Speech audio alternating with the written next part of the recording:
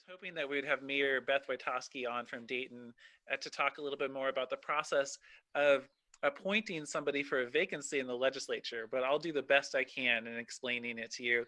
But today we have with us Council President Shirley Ward Mullen from the City of Carlton. I've got Yamhill County Commissioner Casey Kula, and we have Howie Harkema from Encompass Yamhill Valley. So thank you for joining us today.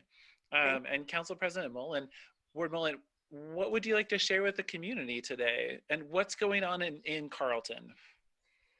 Well, we're, as you may have seen, I don't know if you read Linda's letter to the community about our field trip that Linda, our city manager, and myself took last week to see all of our public works facilities, from the town of Carlton, sewer, the lagoons, all the way up to the water treatment facility and the Panther Creek Reservoir.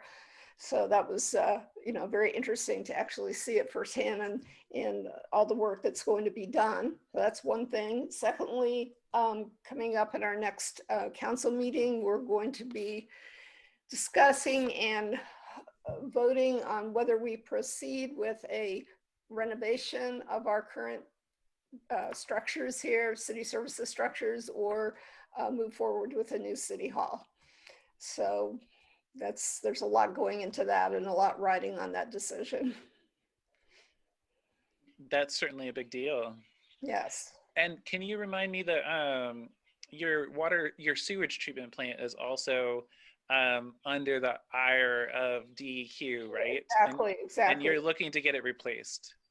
Exactly. I mean, we have to move forward with that this year. It's underway to make that happen. But yeah, it can't be put off. The can cannot be kicked down the road any longer.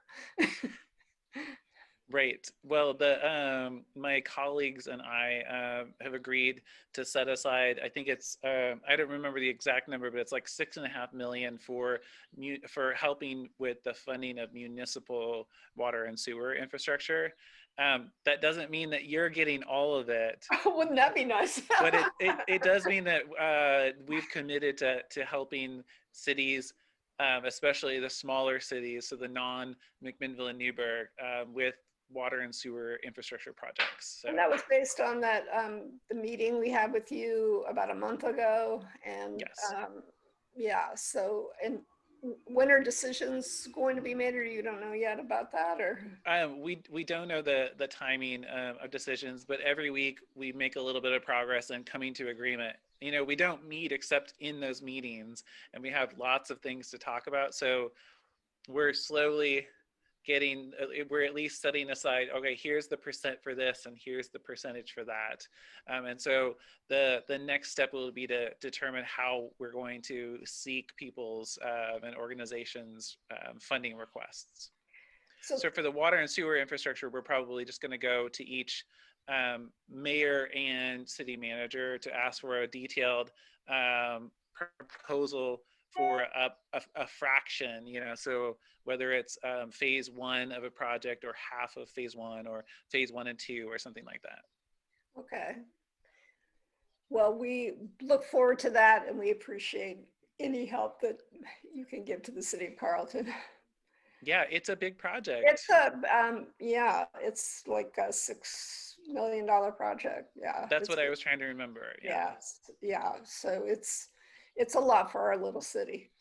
It really is. It really is. I know. I feel like the such a challenging thing, because you get to the point where you have to replace these really vital infrastructure pieces, but there's the amount of money that's coming in is nowhere near the amount that you need in order to fix it.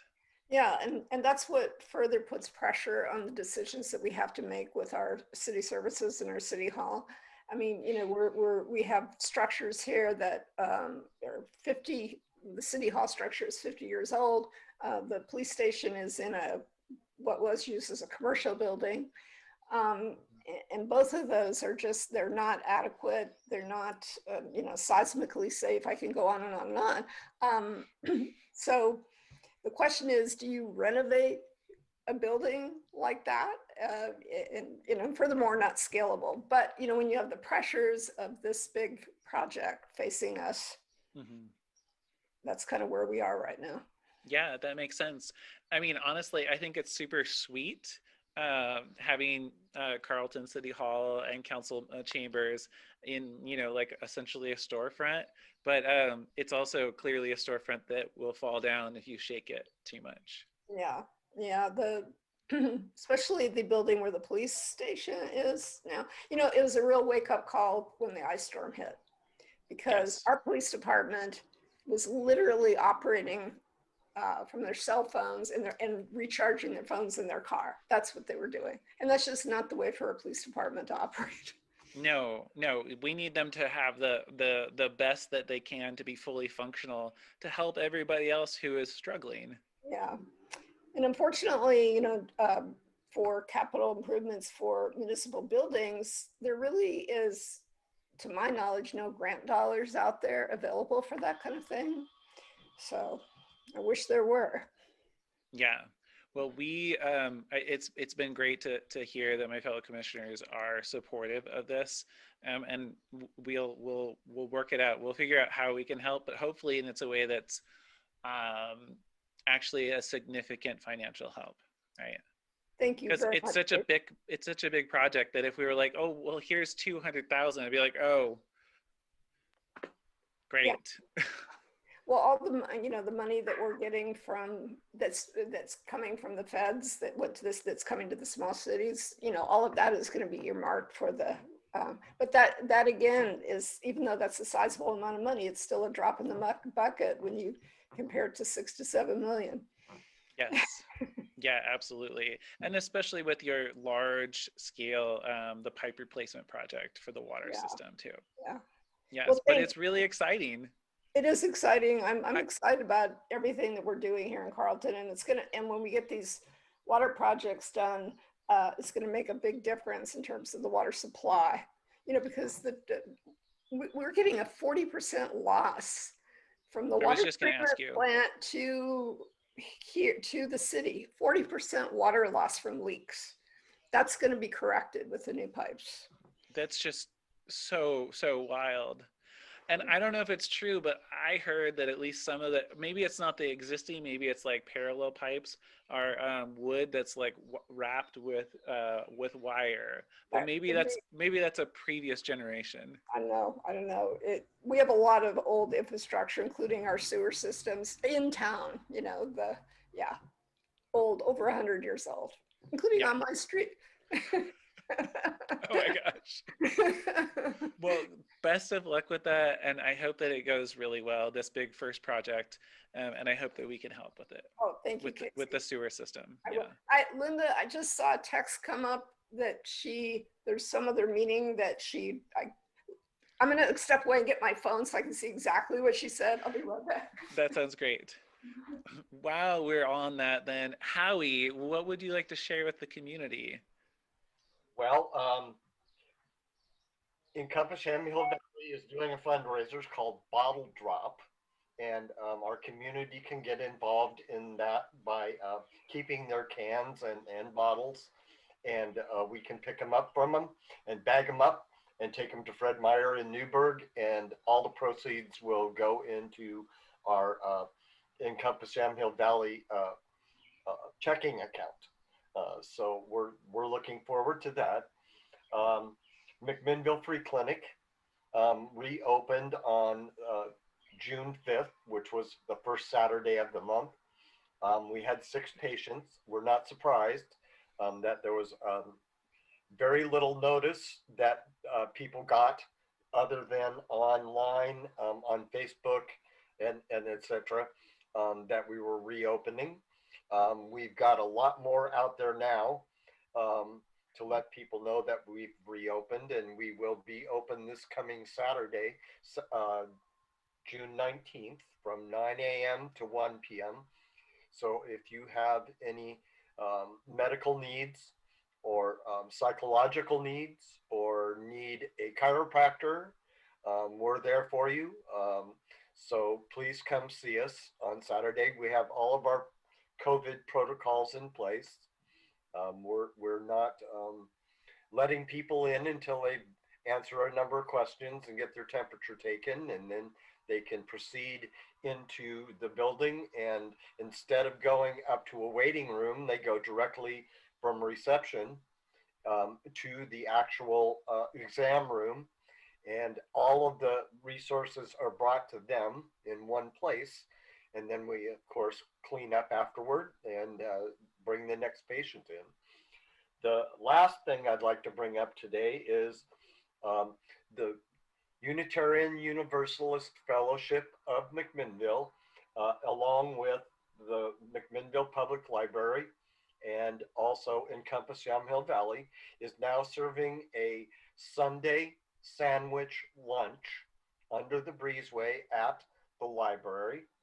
We do 50 to 60 bags of sandwiches and bananas and cookies and good things to eat. And it's free. So it was the gap that we had in McMinnville. And so now we are filling that need for food insecurity on Sundays. A lot of this is, of course, due to Champion Team not being open anymore. But we are doing most things mobily, and this is one of those things that we're doing mobily. So a big thanks to Jenny Berg at the Public Library, and a big thanks to the ladies and gentlemen at the UUFM for providing this incredible need out there for people to be able to have food on Sundays. So yay. Yeah, yay for that. I have a question, Howie. Yes, sure. I have one for you too. Oh, okay. So the homeless situation in our area, in the McMinnville area, has, I mean, I know that a lot of changes happened, a year and a half ago, in terms of folks, sleeping on the street and everything. So sort of when that went away, it sort of makes it appear like things are better. But the question I have is, are things better or not in terms of, homelessness? Well, there's no lack of homelessness in Yamhill County, period. At the last count, as you probably know, we had 1,428 counted in 2020 in Yamhill County. A good percent of those, of 800 plus, live in McMinnville. Most of the ones that we see that are visibly homeless on the streets are from McMinnville. There are a few that come in via Salem Police Department and Portland Police Department, dropping them off in the middle of the night in McMinnville when they've never been here before, which is what? They come and drop them off? Yeah, in the middle of the night. Okay. And nowhere to go. And of course, there are the ones that have been pushed out of the camps in both of those municipalities and given a bus ticket to wherever they want to go. Some of them choose to come out into the rural area, as you probably know, Casey. So it's unfortunate. Things look better as far as visibility, but Encompass is doing all that it can to take care of the problems. We're still doing the municipal court docket for the city. We're still involved in the feeding ministries and keeping things moving in that way as well as the safe overnight car camping program, which we oversee. And we're adding more people all of the time into that, as well as some of our citizens are also getting more involved in that and giving us priority land that they either own or that they manage. So things are looking better, but that doesn't mean it diminishes the amount of people that are homeless in McMinnville and throughout Yamhill County. Yeah. Well, thank you. Yeah, you're welcome. And we're glad that they're off of 4th Street and Marsh Lane and Dustin Court and all of that, so that people aren't hassling them like they were. But a lot of them have nowhere to be. Even with the bike pods that we've been able to give out, I think 14 in McMinnville, 3 in Newburgh, and a couple in Salem. through Turtle Dove Shelters Inc., Pat Evans and his group. And they're given away for free. They cost $500 to build, but they fundraise for that. There are still people sleeping outside without a bike pod and wherever they can, but they're also being fined if they get caught. So that's an unfortunate situation. It's very sad. Yes. Shirley, I have a question for you. Are you going to have to float a bond measure through Carlton to get your sewers and water treatment back up to par? No, the sewer, no, we're not doing a bond for that. No, nor are we going to do a bond or put out for a bond for the city hall. We did do that before, not for the city hall, but for the public safety portion of it, which failed. And there's a lot of reasons for that, but we've decided that going forward, we are not going to do that. That we have, we'll be able to finance the city hall if it's decided to do that, go in that direction.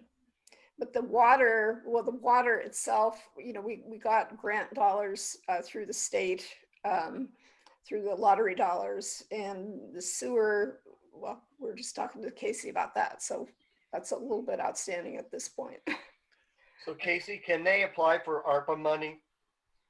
Yes. So the city of Carlton submitted kind of the first round request to let us know kind of the amount of money that they need for various phases of it, and then kind of the rough numbers of it. And what we will do is likely put out a request for proposals. So we'll say we want to hear from you about drinking water and sewer projects in our community that meet these qualifications, and that probably they will include like have you looked for money elsewhere, have you considered floating a bond, kind of the whole range of like making sure that this is the like essentially the money of last resort, right? Because we want to make sure that we're the last money in a way to kind of finish the project. So I'm hopeful that we can at least help with one of the phases.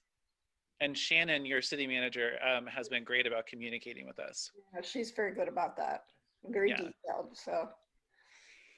And as far as, oh my gosh, I totally forgot, but I was going to say that one of the things, Howie, that Councilor Ord-Mullen, you were asking Howie about with homelessness, is that what we've seen is that time and again, when cities criminalize the various parts of living as a person who's homeless, it makes them criminals when they don't have a place to live, but two, it pushes people out of the community and kind of out of sight, but it doesn't actually help them, right? It is its own harm. Our family was down in Southern Oregon this week, and the city of Medford, a very targeted manner has criminalized homelessness. And I'm careful about saying that because they've done what they can to meet the letter of the law from the Ninth Circuit opinion in the city of Boise decision. But that has had the effect of moving them into the greenway along either side of I-5. They're just outside of the city limits, but these are people for whom this is their community, right? And if they are in the wrong place at the wrong time, they get, a fine, or they get charged with a crime. And so the projects like what Howie's been working on with the city of McMinnville and champion team of the Safe Overnight Car Camping program is a wonderful example of working with the system to keep people safe and also to get them into locations where they're not making a public health problem, as it were, and it's not exposing them to the things that make people who are vulnerable, right? When you're in a particular location, people know that they can come and harm you. Right. And so having it dispersed, having people park or camp within residences or in commercial spaces where they know that they're going to be safe is better for all of us. And there's a porta potty and garbage service, right? Right, to every location. Yeah. The other thing that along those lines that's really good news is that the House has passed House Bill 2004-8, which provides gap funding for the Oregon Community Foundation's Project Turnkey to help purchase motels for organizations to house people on a temporary basis or to transition to permanent housing. And in Yamhill County, we have one project that was waiting for that particular gap funding to come through. So Providence, Newburgh, and YCAP are working on a project together to purchase a motel and to essentially continue long-term the motel sheltering project. So that's tremendous news. It will help people. It doesn't eliminate the we still have people who are homeless, and we still have people who are camping out in the woods and on the streets, but it does provide a long-term part of the solution. So in Carlton, our homelessness situation, well, for one, it's more transient, like folks that are kind of coming in and out and not very, very small amount. So it hasn't really been as far as I know, a major issue. I know that we revised our ordinance to comply with the Boise decision. But having said that, I feel that our council and definitely our Chief Martinez from our police department are very compassionate. So, Howie, this program you're talking about, have you spoken to Chief Martinez about it? Or? I have not, but I would be glad to speak with him. Yeah, I think he ought to know about it, Yeah, and our city manager. Yeah. So I can try to arrange that for you to have a meeting with them, just to make them aware. The safety that Casey just brought up in sleeping out in the open, we had two of our houseless neighbors that were beat up really, really bad at the parking structure across from the courthouse about a week and a half ago. And it was horrendous, and nobody knows who did it. So that's just one of the safety situations that didn't work. Well, I'm really glad. I'm sorry to hear about that, Howie. Yeah. Is there a follow-up? Yeah, there's a lot of people working on the case right now, Tim Height and others.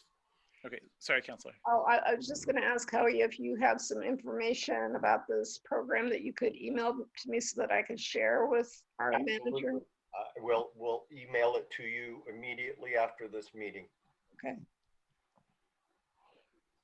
Great, thank you very much, Howie, and thank you. And Casey, I just let you know that Linda texted me. She said that she was a meeting that she was going to have to go to midway through your meeting, and when all of this happened, she just decided, well, I'm not going to come back and then leave again. So. Well, next time I will not insult her audio. I will be very careful about this.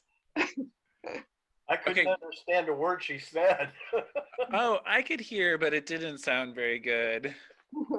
No, I did want to ask, I don't actually know who Heather Blank is, but if you are here to join us, feel free to tell us who you are, and you've unmuted even. Hi there. Hello.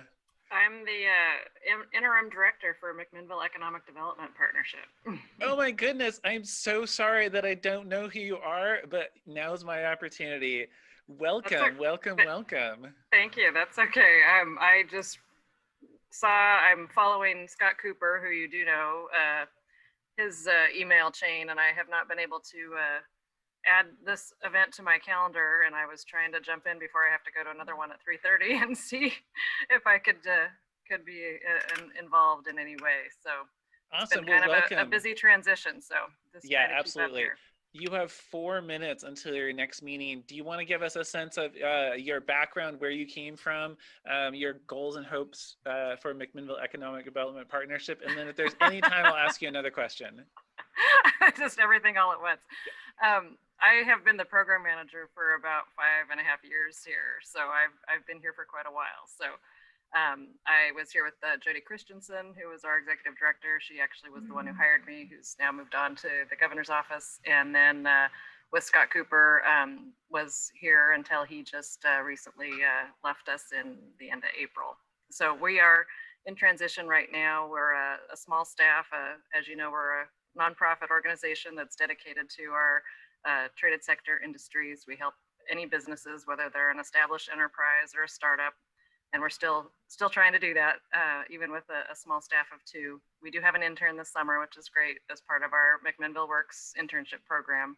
So he's running that show for us, which is awesome. Excellent. There's still 3 minutes left. So Heather, do you want to explain kind of what the current initiatives are and kind of the future ones besides McMinnville Works, which is so great? Right. Well, excuse me. Our focus is business retention and expansion. That's one of our main efforts. And so we try to work with our local businesses and mostly in the advanced manufacturing, food and beverage processing, aerospace, technology. That's kind of our priority areas, because we have our other economic development partners, such as Visit McMinnville, that's focused on tourism, the Chamber of Commerce, and then of course the Downtown Association. So we work closely with all of them to help drive economic vitality in our community. Well, great. Thank you so much for joining us. Are there any questions for Heather Blank? Well, I was just curious. I know we work with Abisha at SEDCOR, and she's our county liaison, so we connect with her quite often. But I was just intrigued, as we all are, in terms of the ARPA funds coming out and how the county and the cities and everybody else can take part in those and strategize appropriately. So I was curious to hear what your thoughts were. Yeah, and so as you didn't hear, I think you jumped on a little bit later. I was telling Councilor Woodmolen that the Board of Commissioners agreed to set up percentages of our 20.7 million to go to different areas, and one of them is municipal water and sewer infrastructure projects, and that's about, I want to say that we agreed to about 30% of the total, which is about 6.5 million. Okay. Specifically for that. And what we do when we come to that, because we're taking on a section of the work and saying, okay, this is a priority to us. We're going to focus on getting a program started or a funding opportunity here, and then go to the next one, and then go to the next one. Keeping in mind the things that are urgent versus the things that are long-term important, but not house on fire. For example, house on fire would be DEQ saying, City of Carlton, you need to upgrade your sewer infrastructure. And then some of the other things that are house on fire would be like childcare going into the fall. That's another, yes. Yeah. And to me, that's a house on fire. And so what we did was we've essentially set up 4 areas where we're focusing priority funding, or no, sorry, 5. One is public health infrastructure within the county. So that's really the how do we improve county response to the various things that we encounter in the public health sphere, including coronavirus. The next area is economic impact. So, and it's a really broad area, but that's help to do work on infrastructure for social service organizations, as well as improving the business landscape of the community. And one of those under that is childcare. So childcare infrastructure, access, availability, affordability.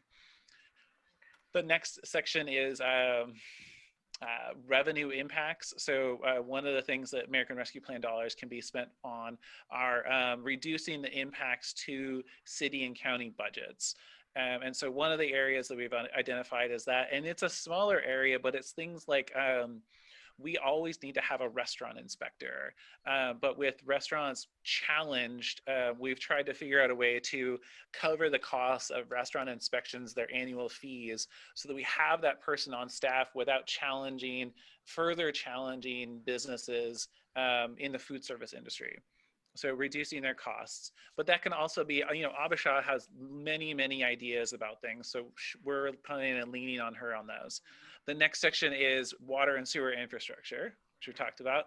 And then the last section is broadband. And we've dedicated a small amount of money. I think it's like 1.5 million. And I say small compared to the total cost of expanding broadband, because Senator Boquist has also dedicated about 1.9 million of his his total $4 million funding request at the legislature to broadband as well. And then last year we granted $500,000 to Online Northwest to help out build out the physical infrastructure for broadband expansion. I think those are all the categories. Well, And we're working through them. I appreciate you outlining those to me, and I'm sorry I've got to run. Otherwise, I'd stay on and keep learning. So thank you. Yes, thank you for joining us. Nice to see everybody. Bye. See ya. Joya, welcome. Thank you. I'm so sorry I was late. It's been a crazy day. Anyway, but all is good. So question for you, regarding the broadband, I get emails, every day, every other day from the USDA, and they're always talking about rural broadband and money, and that they have all this loans and grants and all this other stuff. I presume you're working with them on that, right? So go ahead. Yes. We're going to say something. Yeah, no. So one of the challenging things in the past, at least, with rural broadband, is that at least the money through the USDA has had very specific criteria for underserved areas. And almost none of our areas actually meet those criteria, even though they are very challenging in order to access anything that's decent and affordable. So, decent being have a relatively good speed and is affordable. So it's a weird, until these funding cycles came out of late, both through the state and through the feds, it was very challenging to find an area of the county that actually fit. But that has changed. There is money available. We're hoping to apply for at least one grant, but we're really waiting to see what the legislature funds for the county first. We just really want to make sure that the money that we spend on it and the work that we do is like additive, rather than getting in the way of other funding sources. Right, got it. Yeah. I know that. But yes, it's really important. Right, and yeah, absolutely. And I know that, for example, McMinnville doesn't qualify because we're not considered rural. We have too many residents, right? But the rest of our county would count, like smaller communities like Amity, perhaps in Carlton, et cetera, right? That's what I thought. Okay, thank you. Thanks for that Yes. effort, because it's important. Yeah. One of the awkward things with previous rounds of funding was that for example, the city of Willamina has excellent broadband within the city, but because there's I think it's a census tract. So the census tract has Willamina and rural Willamina has terrible internet, but because of the interior, that core has excellent internet, it shows that they all have it when they don't. And it's because it's, one, it's really expensive to run physical cable up like Rock Creek Road or Willamina Creek Road. But then because of we have hills and those are wonderful, and we have trees and those are wonderful, but they block signal. So it ends up being, we had a bid from Online Northwest just to give us a sense of what it really costs to extend service to one customer or 10 customers in an area. And it was $50,000 to $75,000 per, customer. And that's for 100 customers at a time, which is a very large amount of money. And that doesn't even include the connection from the road to the house. And yet we've learned, obviously, how important it is to have decent internet. I mean, it's absolutely not a luxury. It's just a necessity to survive in life these days, especially if you're trying to do school. Telehealth is out there and is real, and people use it now, both mental and physical. Businesses, I feel like every day I'm learning about a web developer or somebody who works remotely for a company somewhere else who's brought their magic brain space to our community, or is part of this community and has gotten a job somewhere else and struggles, like watching the spinning as they upload their important document because upload speeds are so slow, even, especially with satellite. So I'm hoping that when we put everything together, we can really help the folks, You know, there's like good internet and then okay internet, but expensive, and then almost nothing. And then my hope is that if we focus on these almost nothings, we can help the people in the middle as well. That sounds great. And then we learned one thing is that if we coordinate with law enforcement and our emergency communications when towers are going up, we can really improve communications for emergency response as well. And that's actually something, there's a big project proposal for the Cascades, the Western Cascades, to essentially use the FEMA project money to improve communications infrastructure, where they'll it's like a wildfire response network, where cameras essentially are placed at the tops of mountains through the Western Cascades and are constantly looking for hotspots, right? So they can detect them before a satellite comes over or before somebody sees it.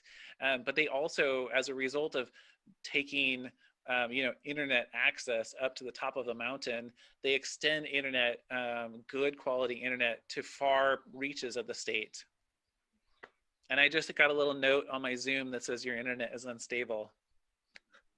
It kind of goes in and out, but it's fine, Casey. Okay, that's good. Well, if the infrastructure bill is ever passed in our Congress, that broadband is a big, or at least a significant part of that could help us here in Oregon. Yes, absolutely. Absolutely. And Joya, what else would you like to share with us while you've popped on? Lemonade Day is coming up. Yay! And we're going to be on Howie's show. I'm so excited. I haven't got any kids yet, but I'm working on it. So August 21st, we've got Lemonade Day. This Thursday, kids can come to the farmer's market here in McMinnville and sign up to participate in Lemonade Day. We would love to have as many kids as possible sign up and set up a lemonade stand. So if you have any questions, they can check McMinnville.org, or they can come here to the chamber, or they can call us 503-472-6196. And we're just, it's my favorite day of the year. Awesome, yay! It's a lot of lemons, but it's it's still the best day. It's still the best day. So come support our kids August 21st. Go out, find those kids, buy some lemonade, buy a cookie, whatever. You are possibly supporting a future entrepreneur. And Elon Musk, by the way, had a lemonade stand when he was a child. So you see, you don't know where it could land or where it could bring them. So to the moon, maybe even. It could be to the moon. That's right. Literally. Or a really cool car that costs $1 million. Anyway. Or a really cool car. That's right. Yeah. Oh my gosh. Okay. Well, thank you. Yeah. Thank you. Thanks for this. I do apologize for being late. It's been just a really crazy day, but I appreciate these calls. I like being on them. Thank you. Yeah, it happens. Well, Howie. Joya, are we going to have a turkey rama? No street fair this year, Howie. Unfortunately, we would have loved to have done a street fair, but two things were going on. First of all, the pandemic, and we had no idea when we would be open up again. So it was hard to plan a street fair, not knowing what was going to happen. The other thing is our restaurants on 3rd Street are trying to recover. And so rather than interrupt their dine out program, we're not doing the street fair. And I don't know what will happen next year. We are doing 2 other things though. So we're supporting dine out, absolutely, because go and eat in the restaurants, help them all recover. And the other 2 things we're doing is a Gobble It Up.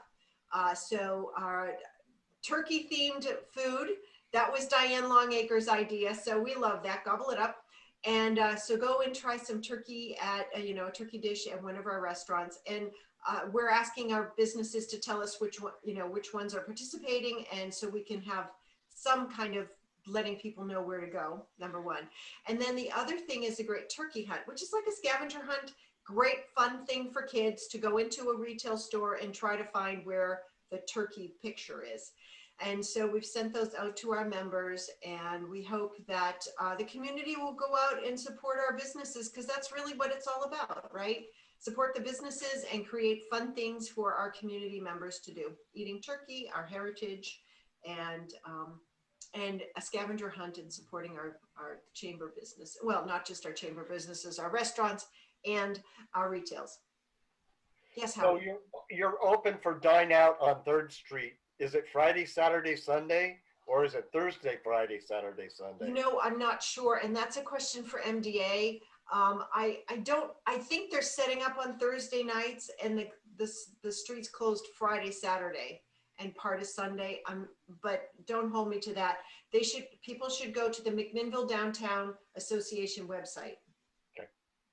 Okay, sorry, it's not Or go downtown. Huh? Yeah. Or go downtown. Or just go downtown, right, exactly. And look. Or check, the other thing they could do is look up their favorite restaurant to see what their hours are. Yeah. And to see if they're participating in Dine Out, or call them, or just drop by like you suggested. I like it. Sounds good. Yeah. Oh yeah. Howie, did you have any follow-up? I don't. Not today. Okay. All right, great. I did promise in my email to everybody that I would explain the process of appointing somebody to a vacated House seat. Because in the first time ever in Oregon history, a legislator was expelled by their peers from the House of Representatives on Thursday evening when House District 23's Mike Neerman was expelled, which I must say was a very somber thing to watch. It was a very, very, very wrong decision that he made. And clearly he coordinated it in an attempt to disrupt our democratic process. And I'm very grateful that the legislature was willing to unanimously, in a 59-1, so I'm calling that unanimous, vote to expel him, because I feel like it really was a time when we needed to have everybody in the House together. So I was very proud of both caucuses. And I say very proud because I was calling on them to be unanimous about this. But it's never, it really requires a very, very wrong action to spur the legislature to expel somebody who's been voted into office by the people of their district, right? That's a really big step.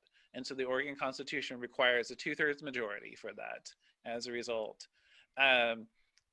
When the House is in session, there's a particular process for appointing a replacement.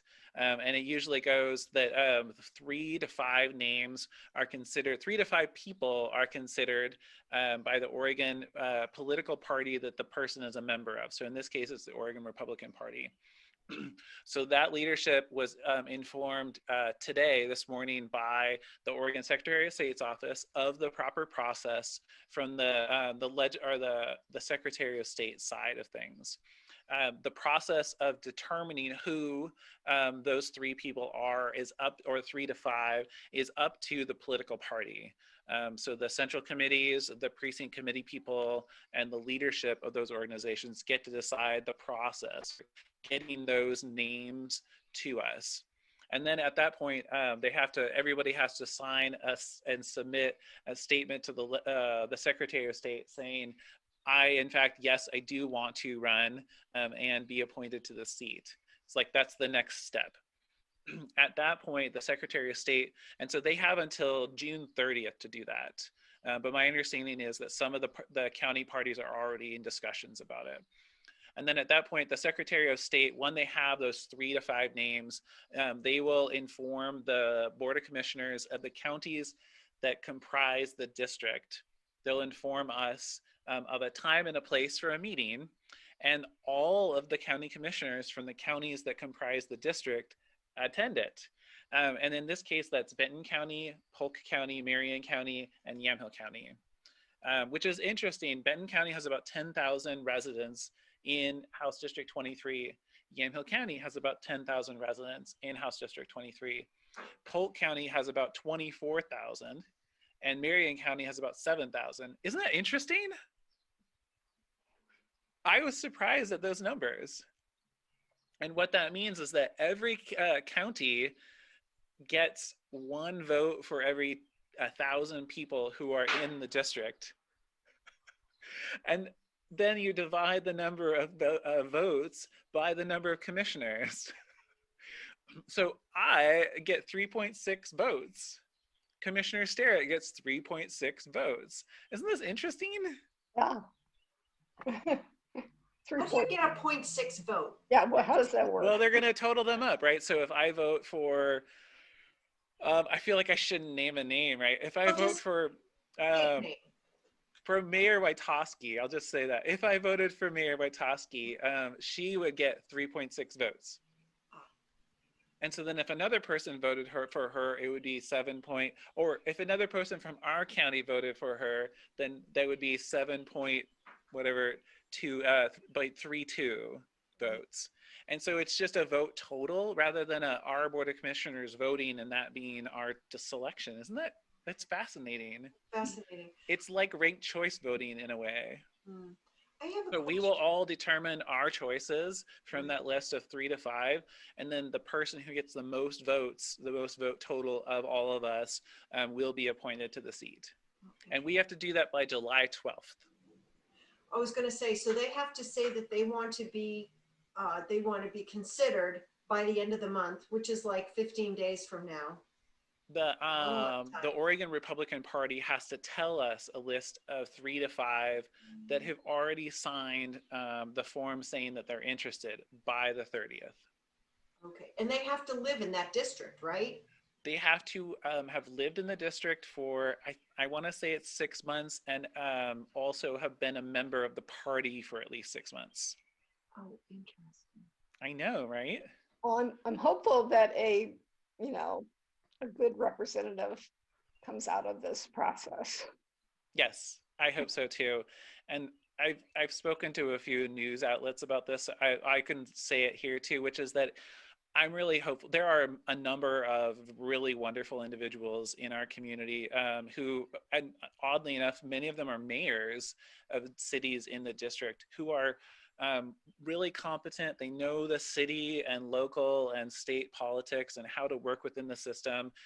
In some cases, they're real strong advocates, fighters even, but they really know how to work with other people, even when they don't get along. And to put my own perspective and my own experience in here, I've never successfully connected with Representative Neerman about anything, despite my own strong attempts. And so I'm really hopeful that we have an advocate for the district come out of this. And I think we will. The people that I've seen the names for, I think would be great. A good start is supporting the democratic process, right? Yes. I mean, sadly. It's kind of where we are, but yeah, I'm hopeful. Yeah, I think that we can see something really good come out of this. And to be frank, having the legislature unite all together in a hard decision and a very important decision was a really good start. And I hope that our process of making the next decision will be equally hard and equally together. Yeah, I was very proud of what the legislature did. It actually made the national news. Wow. I saw that, yeah.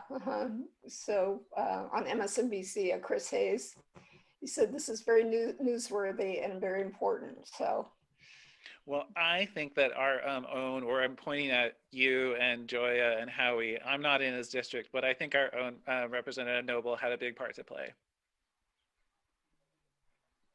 yeah. I suspect, I don't actually know, but a few people have told me that. Yeah. Because he is respected in the party. Yeah. In the caucus, I should say. Important distinction. But at the state level, we also, in really not Neerman related news, the state is getting closer and closer to that 70% mark.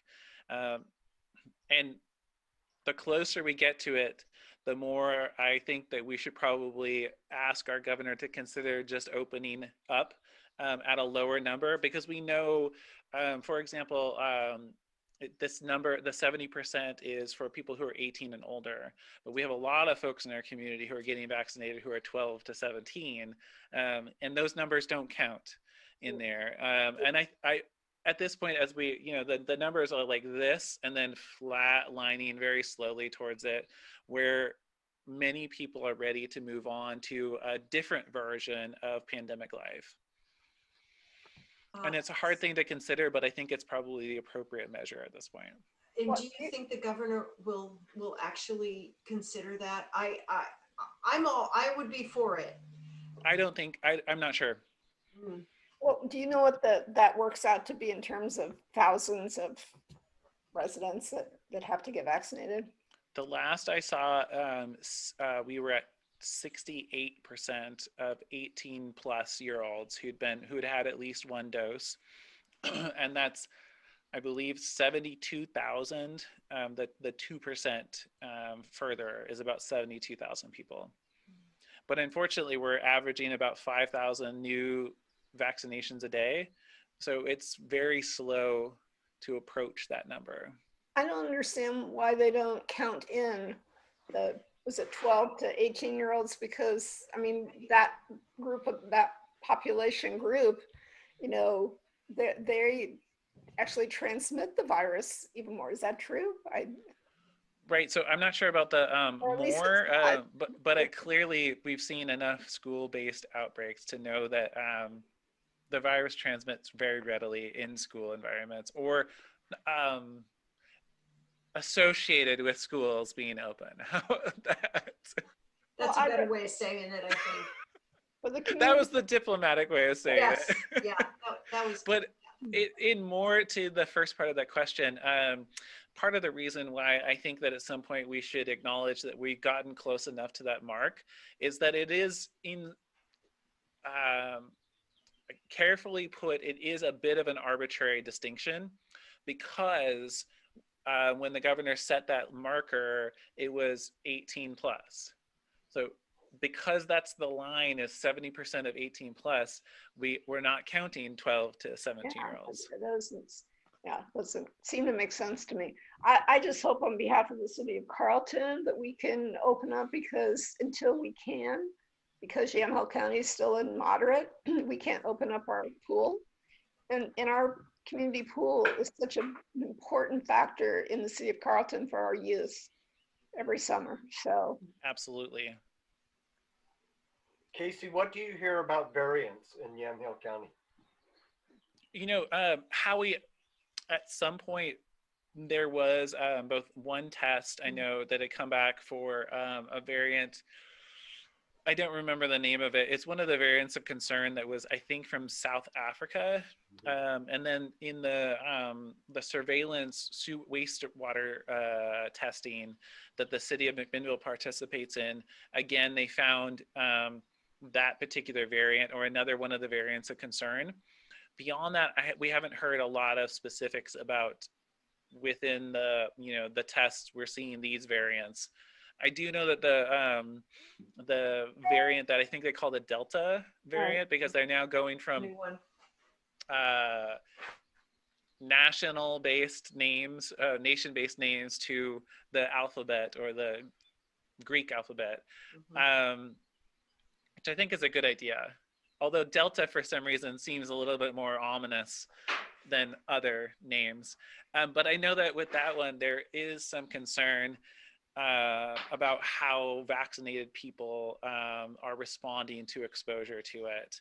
My understanding, based upon what I saw briefly, is that the new data coming in for Novavax, which is the fourth one that would be approved, is that it was tested against the Delta variant, and it was found to be very effective, at least according to the manufacturer's information.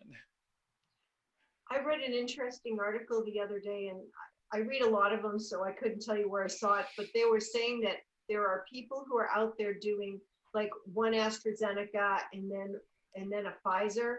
And they think that actually has a better chance because it's two different types of vaccine, and that it might have a stronger, what's the word I want to use? Immune response. Prevention, immunity, I don't know, whatever you want to call it. Anyway, I just thought that was really interesting. But the not medical professionals, but the CDC, they're not recommending people do that. I don't want to be blaming the CDC, but you know, the people that make these decisions are not recommending people do that. But I heard people are like driving over borders to different countries, like in Europe, you know, getting one here and then a separate one someplace else. It was interesting. And I've also heard that there is some thought that vaccines like the Novavax may be that they're going to look at whether it's helpful to have that as a booster for folks, say with the Pfizer or with the Johnson & Johnson, that weren't tested against some of the variants, which I'm perfectly fine with. I didn't have much of a side effect to the Johnson & Johnson, so I'm okay with adding another dose. Good for you. Casey, is there any plans going forward in the county to do any further communication outreach to encourage folks to get vaccinated? Primarily what the county has been doing lately is working with populations that have a harder time accessing the vaccine. So, you know, we had Miriam Vargas Corona on a couple of weeks ago from Unidos to talk about the work that they're doing between the Unidos and Virginia Garcia and Public Health. They've been doing a lot of vaccine clinics that are very specifically targeted at populations that have a hard time getting in to and finding the time to come in the middle of the week for a vaccination. So they've been combining weekend vaccinations with like a fiesta style atmosphere with an opportunity for children to get the child specific vaccine or younger people. And those have been very well attended. One of the further pushes is with providing vaccine clinics and opportunities at schools around the county. So there's been a lot of clinics specifically at schools, including some that have been very well attended for both adults and kids. So there's still plenty of people who are getting vaccinated, but it's one of the main pushes is to make sure that folks who it's very challenging for them to take time off work to get vaccinated, and then many worry that that the side effects will impact their work time. So a weekend clinic during the day is a great opportunity for them. So that's been a lot of the push right now. One of our restaurants reached out to say that they wanted to have a vaccine clinic at their restaurant and invite the hospitality industry to come there to get their vaccine. So I put them in touch with Gary with the health department, because he called me and he said, hey, you know, need some help here. And I said, oh, I've got an idea for you. And I think they're also doing them at the farmer's market, if I'm not mistaken. Mm-hmm. Yes. So I think there's plenty of places if you want to find it. You know, it's not like it was a few months ago when you had to, you know, see if you could get on your phone and make an appointment over in Grand Ronde, or, you know, had to wait for your doctor or something for them to get it. So truly, yeah, truly. It is a lot easier now, but again, there's still barriers, both with access for some people and just the time. So I'm really glad that there's been a lot of creativity in the community around it. And we will see people continue to get vaccinated. You know, I talk to folks who are like, I don't want it yet, but I probably will get it later, who are either concerned about side effects or they just don't know what it'll do to them. So I respect that. And I think that we'll have the opportunities for people to get it kind of all along. Ultimately, the governor's goal, his stated goal, has been to reach 80% of folks with both doses or like a full round, for 80% of the eligible population. And the thought is that if the 70% number is really a measurement on the way to 80%, but the belief among epidemiologists is that 70% number of people over 18 will keep outbreaks from spreading to the community, if that makes sense. yeah, it does. And in some communities, like rural communities who have lower rates of vaccination, you know, Lake County, Malheur County have lower rates, but those communities also have one, have had outbreaks, so there is some community, immunity. But they're also, it's easier to slow down the transmission of the virus when you encounter an outbreak, if that makes sense. Whereas when we're all together in a tighter space, Yamhill County, there's more people, and in a smaller space than in Lake County, it is easier to just transmit the virus around. So that's why in some communities, we really still need to have a higher rate. One of the, I think it's Pfizer that just applied for the, because right now everybody's on emergency, approval, but I forget what they call the final approval. And perhaps when Pfizer or Moderna, gets that approval, it'll encourage more people to get vaccinated, because some people, that's their excuse. Well, I'm not going to take a vaccine that's just emergency authorized, Yeah, absolutely. For some people, that is a really good point, is that they're waiting to make sure that it is something that the FDA will fully approve. Yeah.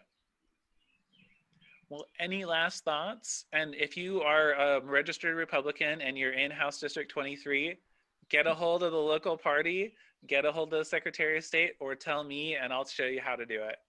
That's good. You gotta love the democratic process. Yes, it's awkward, and we have to find ways of doing things when we've never done them before, like in the case of a historic expulsion plus vacancy in the middle of a term, but we'll figure it out. I've had a lot of reporters ask me, do you know how this works? I'm like, oh, come on, you should know. Well, we have a process, right? So amen to that. There was actually a process. I think that's good. Yeah, exactly. And ultimately, this doesn't exclude or preclude former Representative Neerman from running again. He actually could be appointed to the seat, which would be very strange, and I would not support that. But there's been some talk of that, and if his name came up, I would vigorously oppose it. But he does have the opportunity, because we all do as electors in our districts, to run for office. And if the voters in his district wanted him, then he could get elected again. And part of the democratic process, Joya. That's right. Yeah. We are so lucky to live in this country. True. Okay, are there any last thoughts? Thank you. All right, great. It's Thanks. a pleasure being here with all of you again. Thank you. And stay safe out there, Bye, everybody. Howie. Bye, Shirley. See you Bye-bye. later. Have a great day. Bye, Have a good everybody. week. Thank you.